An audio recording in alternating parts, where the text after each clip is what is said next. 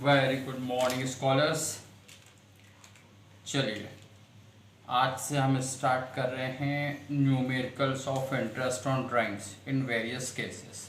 ठीक है, पिछली क्लास में हमने देखा वो अलग अलग कंडीशंस थी ना, time left after first drawings plus time left after last drawings divided by 2। वही उसी पे बेसिस कुछ न्यूमेरिकल्स आपको बता देते हैं किस तरह से। बाकी तो फिर आप होशियार कोई आप कर ही लोगे बहुत सारे एक्सरसाइज के। चलिए देखिए, क्वेश्चन है a partner withdraws ₹1000 per month. एक साझेदार है जो हर महीने 1000 रुपये विड्रॉ करता है, यानी उसकी जो ड्राइंग्स है, ड्राइंग्स को हम शॉर्ट में DRW लिखते हैं लेकिन एग्जाम में आप पूरा लिख देंगे। हाँ, वो कितनी है 1000 per month, that means 12 months का कितना हो गया ₹12,000 पर ईयर पर एनम या एनुअली, इस तरह से भी कह सकते हैं। अंडर द पार्टनरशिप डीड, साझेदारी संलेख के अनुसार। ठीक है, ये थ्योरी आप जरूर याद रखें, साझेदारी संलेख क्या होता है, पार्टनरशिप डीड क्या होती है आती है। और एक और है साझेदारी संलेख के अभाव में लागू होने वाले नियम, ये तो मोस्ट इम्पॉर्टेंट है। ठीक है, तो वो जो रूल्स हैं आपका in the absence of partnership deed वो ज़रूर याद रखना। और थ्योरी तो आप पढ़ते ही चले जाएं हर चैप्टर की, जैसे पार्टनरशिप आप पढ़ें तो पहले उसके जो शुरुआत में थ्योरी दी रहती है आपकी बुक में, वो बिल्कुल अच्छी तरह से पढ़ लें, कॉपी पे लिख लें। लिखने से ही याद होता है, याद करने से बस याद नहीं होता, लिखने से ही याद होता है। ठीक है, चलिए तो अंडर द पार्टनरशिप डीड, साझेदारी संलेख के अनुसार interest is to be charge at the rate of 15% PA मतलब पर एनम। तो ये है आपका eight the rate of 15% per annum. Per annum जो है, ये एनम दूसरी भाषा के शब्द हैं। ठीक है, ये ग्रीक वगैरह या अदर्स है, तो ये एनम का मतलब है आपका वही पर ईयर। तो इंटरेस्ट कितना है 15% वार्षिक की दर से। Calculate interest that should be charge to the partner if the drawings are made. आपको इंटरेस्ट ऑन आहरण पर ब्याज की गणना करना है यदि ड्राइंग्स आहरण इस प्रकार से किए जाते हैं। केस फर्स्ट है in the beginning of the month, second one is in the middle of every month and the last one eight the end of every month. ठीक है, चलिए तो अब आप पहले in the beginning of every month कर रहे हैं और डिफरेंट कंडीशंस में आपने देखा है कि जो एवरेज पीरियड है वो कैसे निकालते थे, है ना। चलिए तो यहाँ पर इंटरेस्ट ऑन ड्राइंग्स भी लिख सकते हैं, इंटरेस्ट ऑन ड्राइंग्स आहरण पर ब्याज, ये केस फर्स्ट है, जबकि आहरण प्रत्येक माह के प्रारंभ में किया जाता है। चलिए, जब प्रत्येक माह के प्रारंभ में किया जाता है तो आपने देखा था 13/2 आया था ना, 1 जनवरी 1 फरवरी 1 मार्च, ऐसे करते करते 1 दिसंबर को। तो time left after first drawings बच रहा था 12 महीने पूरे। Time left after last drawings that is 1 month, क्योंकि 1 दिसंबर को कर लिया था यदि अकाउंट्स क्लोज होते हैं 31 को। और यदि आप 1 अप्रैल से भी स्टार्ट करें तो वही केस रहेगा, 12 + 1 ही आएगा। 13/2 आपका एवरेज पीरियड आता था, ये बात ध्यान रखें। और ध्यान, यदि आप याद नहीं कर सकते तो कम से कम वो मेथड तो याद रखें कि कैसे कैलकुलेट करते हैं। चलिए तो यहाँ पर टोटल विड्रॉस ने कर लिया है 12,000 रुपये। रेट ऑफ इंटरेस्ट आपके पास है 15%। चलिए तो ये 15% के लिए हम बटे 100 लिखते हैं।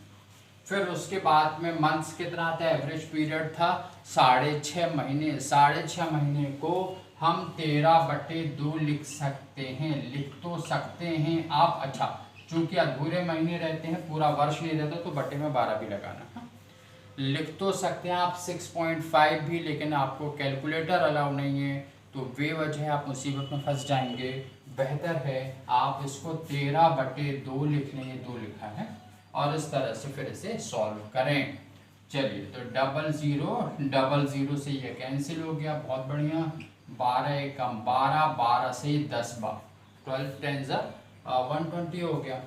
फिर ये आपके 2 एकम 2, 2 पंचे 10, 2 5 10 हो गया। बस उसके बाद में आप 5 गुणित क्या क्या आ गया 5, 15 और 13, ठीक है। बाकी नीचे तो सब स्वाहा हो चुके हैं। चलिए, तो इस तरह से आपके पास है 5 गुणित 15 गुणित 13 कर दीजिए, तो 975 इज द राइट आंसर, ठीक है। 975 रुपये, ये आपका 975 लिखा है, 975 रुपये आहरण पर ब्याज आएगा।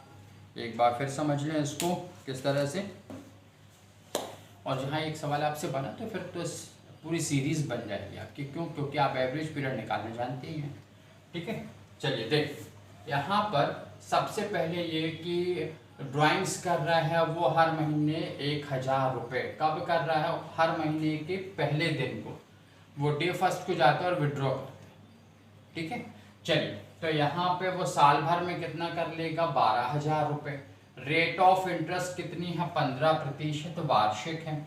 और एवरेज पीरियड हमने निकाल रखा है कैलकुलेशन से 6.5 महीने, जिसे हम 2 6 12 और 1 13, 2 6 12 प्लस 1 13/2 भी लिख सकते हैं। 13/2 कैसा आया था? वो 12 प्लस 1/2 करके। 12 प्लस 1/2 कैसे आया था?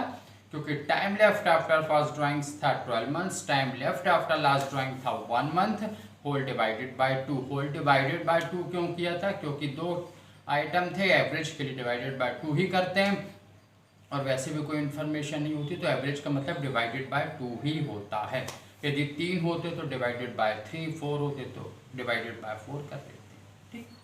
चलिए, तो इस तरह से 12,000 रुपये आपका ये ड्राइंग्स है, ये रेट ऑफ इंटरेस्ट है। प्रतिशत, ये मैथ्स आप जानते होंगे इतनी, तो प्रतिशत का निशान लगा है मतलब वो बटे में 100 ही होती है उसकी मीनिंग, तो ये बटे 100 हो गया, ये एवरेज पीरियड आ गया, और ये 12 महीने, ये ऐसी जबकि जमती है यदि आप देखना चाहें तो, कि चूंकि 12 महीने में इतना, इसलिए 6 सही 1/2 यानी 13/2 में कितना, तो ये 12 नीचे आएगा ना।